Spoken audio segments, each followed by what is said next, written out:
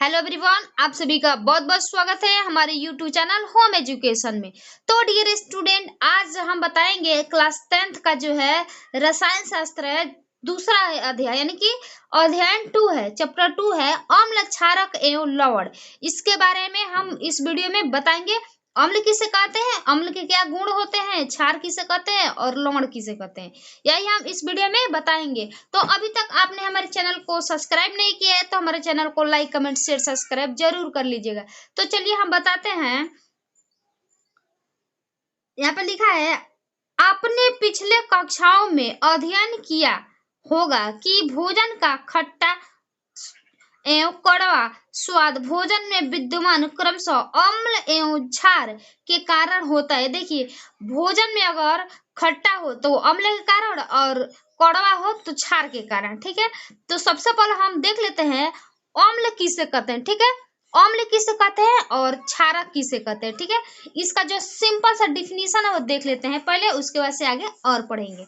तो देखिए, हमने यहाँ पे लिखा है अम्ल। ठीक है, जिसे हम इंग्लिश में क्या कहते हैं, एसिड, एसिड कहते हैं। ठीक है, अम्ल वे पदार्थ है जो स्वाद में खट्टे होते हैं और नीले लिटमस पत्र को लाल कर देता है, तो उसे हम क्या कहते हैं, अम्ल कहते हैं। अम्ल जो है स्वाद में आपको खट्टा लगेगा और नीले लिटमस पत्र को लाल कर देगा। ठीक है, और एग्जाम्पल में देख लीजिए, हाइड्रोक्लोरिक अम्ल यानी कि जिसे हम HCl कहते हैं। ठीक है, नाइट्रिक अम्ल ये जो है अम्ल है यानी एसिड है। ठीक है, तो अब चलिए हम देख लेते हैं।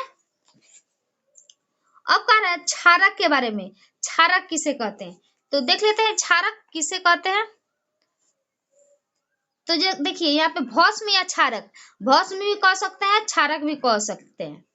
भस्म वे पदार्थ है जो स्वाद में तीखे होते हैं यानी कड़वा होते हैं और जो छूने पर साबुन जैसे चिकने प्रतीत होते हैं और जो लाल लिटमस पत्र को नीला कर देता है। अम्ल में क्या होता है, नीले लिटमस पत्र को लाल कर देता है, सेम उसमें उल्टा हो जाता है क्षारक में, या लाल लिटमस पत्र को नीला कर देता है। यही है इसका डिफिनीशन। और यहाँ पे जैसे में आप लोग देख लीजिएगा, सोडियम हाइड्रोक्साइड, पोटेशियम हाइड्रोक्साइड, ये क्या है, क्षारक है। ठीक है, चलिए आगे देखते हैं। यदि आपके परिवार का कोई सदस्य अत्यधिक होने के कारण अम्लता से पीड़ित है तो आप कौन सा उपाय सुझाएंगे, पानी, सिरका या बेकिंग सोडा का विलयन।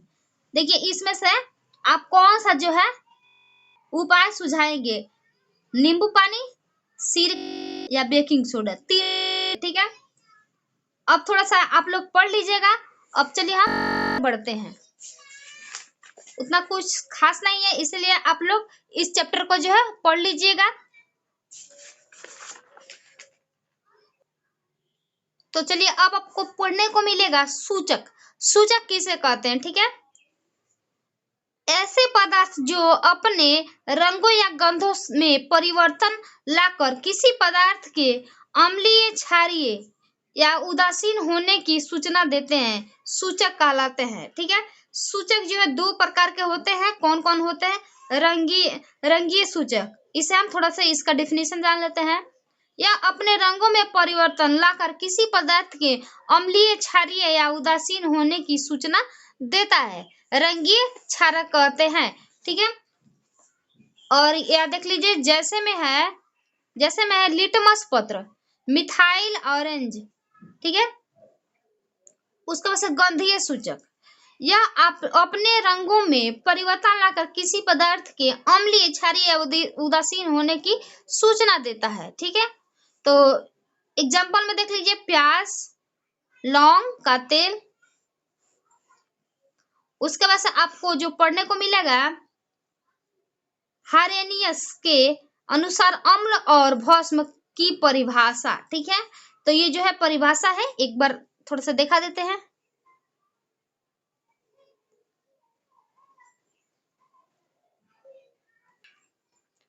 तो देखिए, अब अम्ल के भौतिक गुण, अम्ल के भौतिक गुण क्या है, अम्ल स्वाद में खट्टे होते हैं। ठीक है, अम्ल क्या होता है, स्वाद में खट्टे होते हैं। कुछ अम्ल विषैले होते हैं, जैसे फिनाइल, ठीक है, ये जो है विषैले होते हैं यानी खतरनाक होते हैं।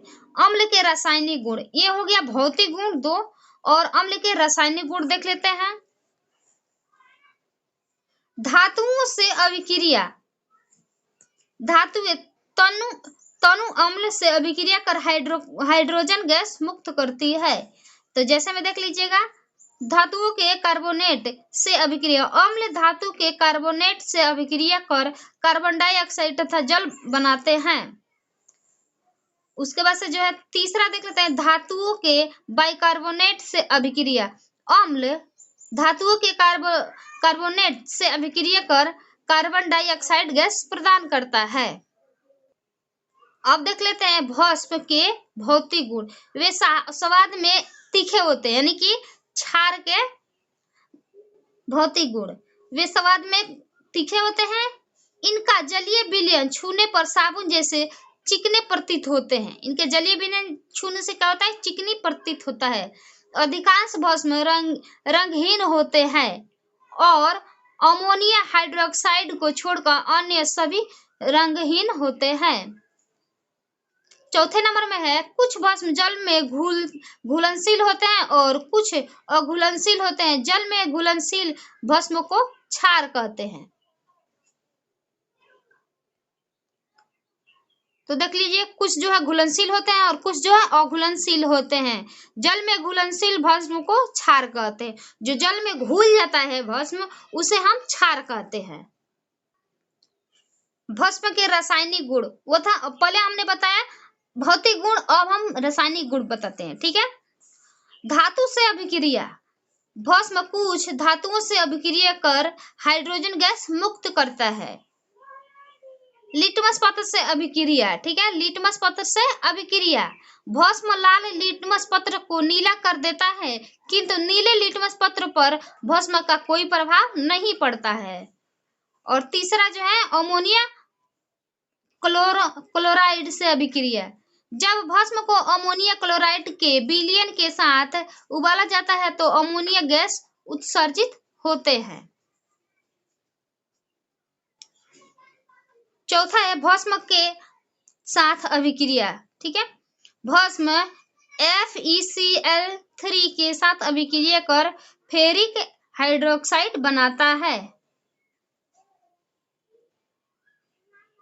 तो अब हम पढ़ेंगे दैनिक जीवन में पीएच का महत्व। तो पीएच स्केल किसे कहते हैं, सबसे पहले उसे हम जान लेते हैं। तो देखिए यहाँ पे हमने लिखा है